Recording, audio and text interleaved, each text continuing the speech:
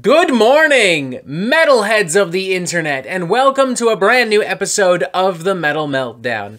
Today, by popular demand, we will be reviewing every single studio album from the one and only Obituary. As per the norm with these reviewing every album style videos, I am not interested in EPs, demos, live albums, or compilations. I will be looking exclusively at all of Obituary's studio albums, you know, from Cause of Death to the self-titled album Obituary, released back in 2017.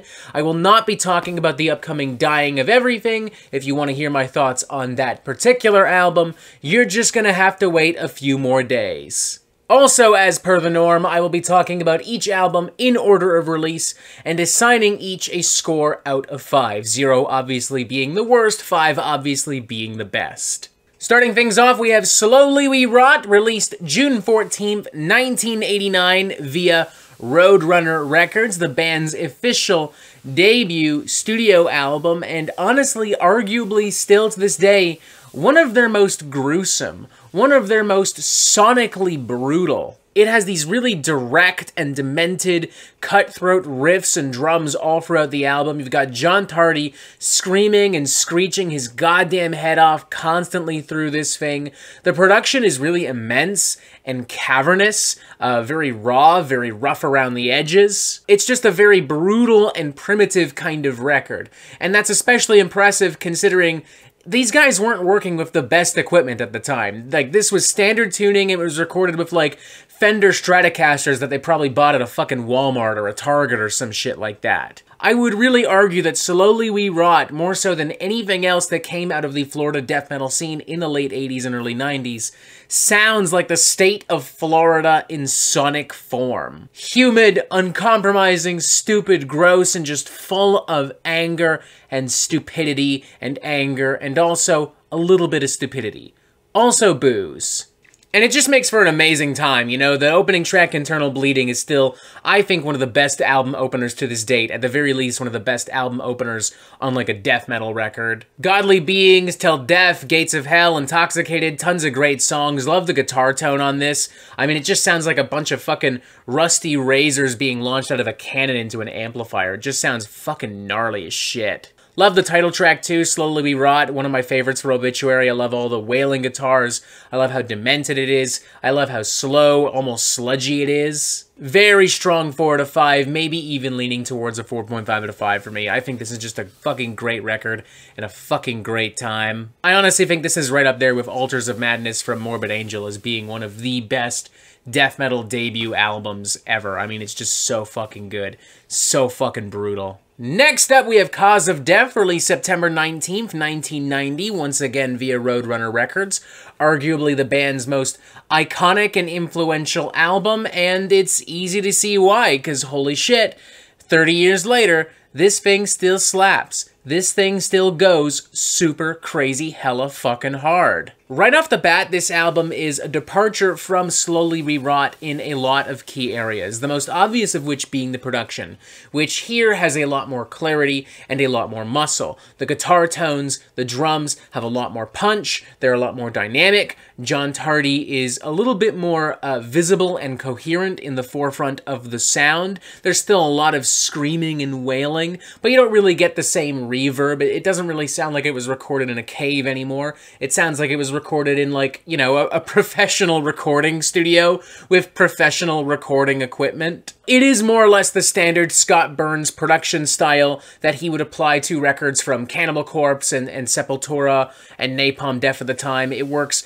best, I would say, with Obituary's particular take on death metal because the riffs and the grooves are so fucking meaty. The songwriting here is a little bit more refined while still keeping some of the more savage and hellish elements of Slowly We Rot. And it just makes for a gory good time, you know, Infected, Chopped in Half, Body Bag. I always loved the band's cover of Circle of Tyrants, originally from Celtic Frost as well. Dying, Cause of Death, Memories Remain, all filled with delicious, nutritious grooves and riffs and rhythms and beats. Lots of great solos, just classic, old school death metal brutality. Another strong 4 to 5 for me, also leaning towards a 4.5 to 5. It's everything Slowly We Rot did so well, but refined and touched up without compromising the anger and the brutality and the viciousness.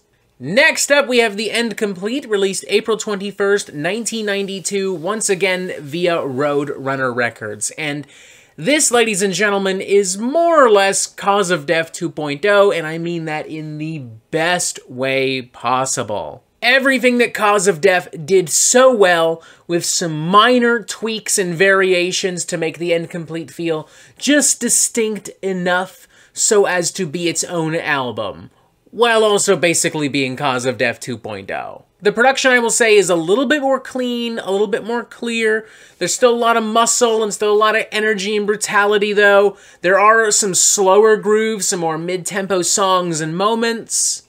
I guess you could argue that John Tardy's vocals are a little bit more direct, a little bit less manic and erratic, but even so, there are all kinds of agonizing screams and grunts and wails to be found across this record in classic Obituary fashion. Most importantly, the songs are just great. I mean, Back to One, In the End of Life, the title track, End Complete, Killing Time, Dead Silence, Rotting Ways, the opening track, which is one of the most blunt and direct things I think Obituary have ever written and performed. I'm in pain, just getting straight to the fucking point with that one.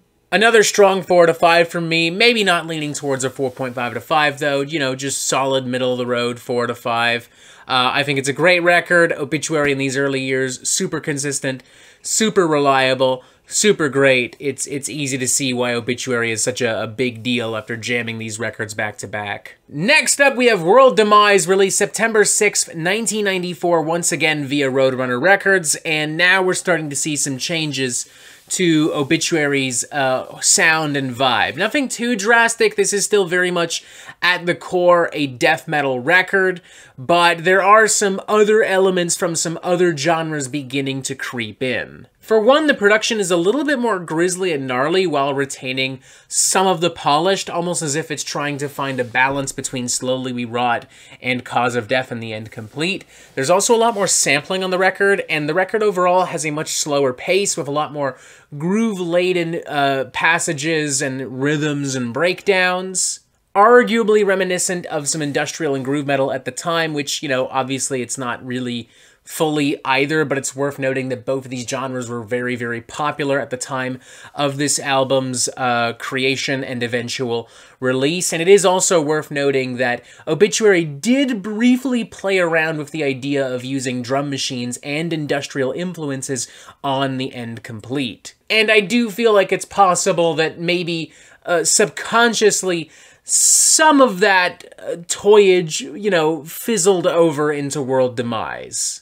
While not quite as punishing or as satisfying as previous records, I think overall this is still a pretty solid album from start to finish. I love a lot of the beats. It's definitely a very ballsy, heavy record with the guitars and the drums and the production. Still lots of cool songs like Don't Care, the title track, World Demise, Burned In, Redefined, Solid State, Lost. Songs like Don't Care, Paralyzing, Lost, the title track World Demise, not as memorable as a lot of the stuff we've heard on previous studio albums. Overall, still well made, still pretty brutal, still kind of fun.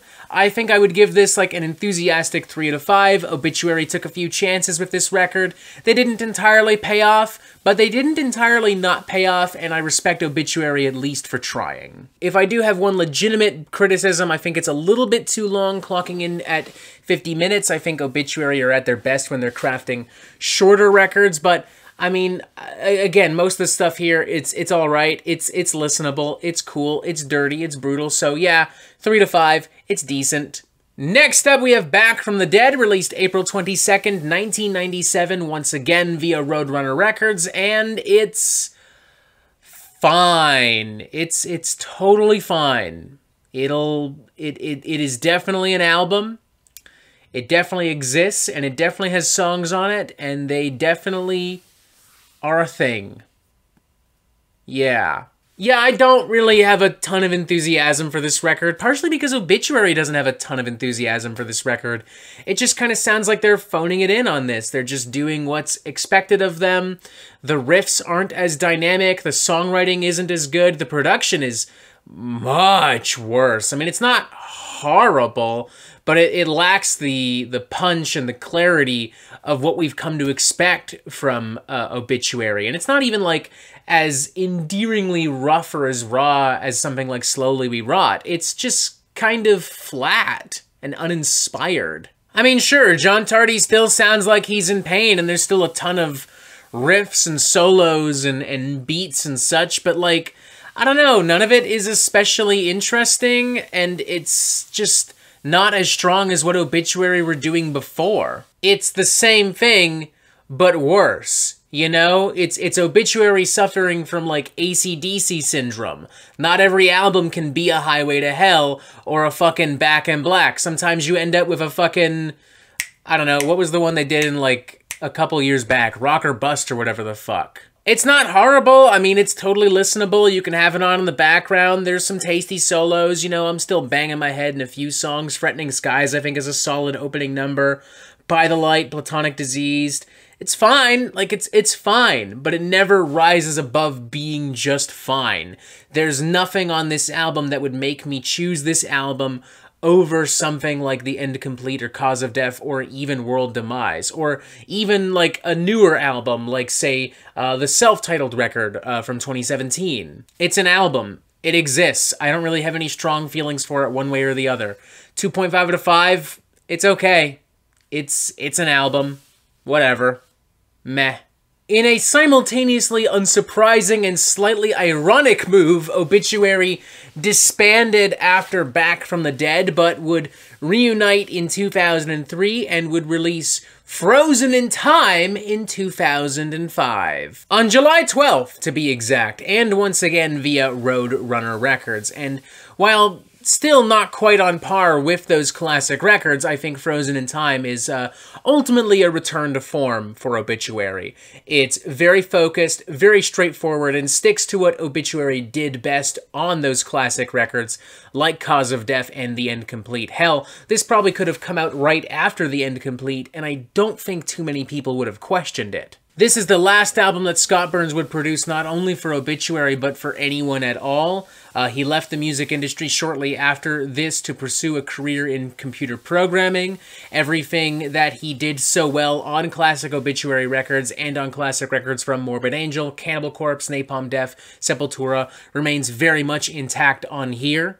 A lot of contrast, a lot of punchy, dynamic grooves. Everything is crystal clear without compromising the brutality, the precision, the anger. Everyone sounds great. Everyone's giving it their all. A lot of good songs on here. On the Floor, Insane, Redneck Stomp, which is apparently their most popular song, at least according to Spotify. That's kind of crazy. I can't understand why, though. It do be a banger. A lot of good deep cuts on here, too, like Stand Alone, Back Inside, the closing track, Lockjaw. I'm feeling a solid 3.5 out of 5 on this. I think it's good. I think there's quite a few gnarly bangers and jams on here. A solid return to form comeback for Obituary. I dig it. Next up, we have Xecutioner's Return, released August 27th, 2007 via Candlelight Records, and ladies and gentlemen, we have arrived at what I feel might be Obituary's worst album. It's honestly just kind of dull and repetitive and really, really poorly produced. I mean, it's so muddy and incoherent. The grooves are so weak. The riffs are so lame. There's not a lot of energy or punch to anything whatsoever. It's just kind of a big fat blah. Slower moments in Bloodshot, Feel the Pain, Contrast Dead in particular are just flat out fucking boring. I feel like they're trying to tap into this like kind of Black Sabbath kind of doom, but it's just not working whatsoever. Even like the speedier, thrashier leads and like guitar fretwork, even that's not really doing a ton for me. Just because it's all so generic and straightforward. Like, it's nothing you haven't heard on any other kind of old school death metal record. Yeah, I don't even really like talking about this record. It's just a big bore, a big dud. Yeah, 1.5 out of 5, honestly. Maybe leaning towards a 2. I mean, again, there's some faster, heavier parts that aren't so bad, but like, for the most part, this is just a big fat bore for me. I'm not a fan whatsoever. Next up, we have Darkest Day, released June 30th, 2009, once again via Candlelight Records. If it is safe to say that The End Complete is just Cause of Death 2.0, then I would say that this is Frozen in Time 2.0. I mean, this picks up pretty much where that record left off, building on what that record did so well, thankfully ignoring the shit out of Xecutioner's Return, and returning Obituary to the things that they do really, really, really well. The big meaty grooves, those savage guitar licks and harmonies and such, John Tardy's painful, agonized screams and vocals and grunts and such. More delicious pummeling rhythms and wailing guitars. Producer Mark Prater definitely been studying the works of Scott Burns. I feel like he's actually quite successfully replicated the Scott Burns sound here and kind of brought it into the modern era, or at least the modern era according to 2009, I guess. Just a much stronger album with much stronger songs, you know, List of Dead, Blood to Give, Your Darkest Day, See Me Now, Left to Die. Clocking in at 52 minutes, it is Obituary's longest album, longer than the aforementioned World Demise, but I don't think the length hurts it as much here because the songwriting is just so much better and the production is so much better. So I'm feeling a solid 3.5 out of 5. Thank God this isn't Xecutioner's Return 2.0. I'm just gonna leave it at that. Good luck finding this album. It's not available on Spotify. Obituary doesn't really acknowledge it much, but you can find versions of it on YouTube and shit like that. Check it out if you haven't already. It's full of those meaty jams that Obituary fans know and love and want. Next up, we have Inked in Blood, released October 28th, 2014 via Gibtown and Relapse Records, and this was actually my first Obituary album. This was how I was introduced to Obituary. I remember going to see them in concert back in like 2014 with Massacre and the Death to All tribute band. I think Rivers of Nile opened as well, back when they were still like a more straightforward kind of tech death band. I remember buying this on vinyl at the fucking show, and I think it still holds up years later, honestly. Like, Centuries of Lies is still a great song, Violent by Nature. Visions in My Head, I would say, is still to this day one of their catchiest songs. I mean, it's just got that great marching rhythm with, like, those chunkier grooves. It's just a fun, anthemic death metal, moshy rager. Also really liked Paralyzed with Fear, Out of Blood. This is another longer one, clocking in at 49 minutes, but much like Darkest Day, I don't really feel like this is an issue because the songwriting and production is so consistent and so good. I don't really have much more to say. It's Obituary doing what they do and doing so with a lot of enthusiasm and, you know, just really great songwriting. 3.5 out of 5. It's good. What more do you want me to say? It's Obituary, you know? This is the point in Obituary's career where they reach, like, Cannibal Corpse status, where every album is good, and it's good for the same reasons that the last album was good. Like, Obituary is done experimenting, they know what they want to do, they know what their fans want to hear, and they fucking stick with it. I respect the shit out of that, especially when it's still this good. And finally, let's start wrapping things up with Obituary's self-titled album, released March 17th, 2017 via Gibtown and Relapse once again. This very much feels like a culmination of everything Obituary have done in their career at some point. Sonically, it falls very much in line with the last two records, and also older stuff like Cause of Death, The End Complete, so on and so forth. But, you know, there are some, like, bigger grooves that wouldn't be out of place on World Demise. There are some bluesier tones and licks that wouldn't be out of place on Xecutioner's Return, though thankfully much better executed here. There are also some more volatile and extreme elements and beats that wouldn't be out of place on Slowly We Rot, even despite the much more polished sound and presentation. And it all makes for something that feels really dynamic and surprisingly even versatile, while still feeling very much in line with the last few albums, without being too weird, too left field, too anything. It just throws tons of great, no-nonsense, dynamic songs at you, like Sentence Day, Brave, Betrayed, It Lives, Kneel Before Me, End It Now, Straight to Hell. And it does so in a very short amount of time. Like, this thing is only 33 minutes long, and it's pretty cram-packed with jams and riffs. This combined with the really great production, I'm honestly feeling a 4 to 5 on this. Like, this really is a great album. Better than it honestly had the right to be. For this reason alone, I'm going into Dying of Everything with some pretty high expectations. Not too high, hence why it wasn't on my most anticipated albums list, though a lot of people pointed it out, but pretty high irregardless. Making this a self-titled album was wise, because this really does feel like a bold statement, you know? This is truly an Obituary album. It's Obituary taking stuff from all across their discography, blending it together into something extremely satisfying. Check it out if you haven't already, folks. It really is a great album. 4 to 5. And voila, that is it, reviewing every Obituary album. Wow, now it's your turn to tell me, what's your favorite Obituary album? What's your least favorite Obituary album? What are some of your favorite Obituary songs? What are some of your least favorite Obituary songs? How do you feel about how I've evaluated the Obituary discography? Tell me, please, in the comments below, now. Please and thank you. Press this button to subscribe so you can get updates on the Metal Meltdown fucking immediately. Look, more videos here. And as always, ladies and gentlemen, you have yourself a fantastic fucking day.